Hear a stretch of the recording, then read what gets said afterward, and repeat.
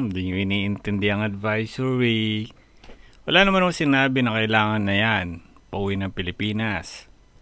Napakalinaw naman. Sa mga gusto lang at may kailangan lang, no? Na police clearance. So, kung uwi ka ng Pilipinas, hindi mo naman kailangan yan. Unless, kung uwi ka ng Pilipinas, mag-a-apply ka sa abroad, sa iba pang bansa, gaya ng Europe, Canada, America, ganun. Pwede.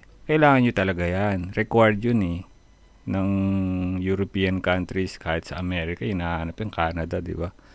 Pero kailangan ng Pilipinas, Diyos ko, hindi ho. Hindi kailangan yan.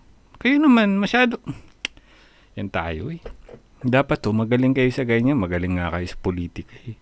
Hindi nga kayo nagpapatalo sa politika eh. Pero yung simpleng pag-iintindi lang, pangit ka bonding. O, kailangan nyo lang ho bukas, April 1, o passport, e-travel, yun, di mawawala yun. Ticket, syempre, kailangan maglakad ka. Visa, yan. Syempre, damihan mo ng pera, pasalubong.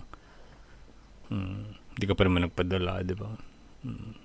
Zero remittance. No? Sabagay, ilan lang naman ng Pilipino papadala bago umuwi. Che,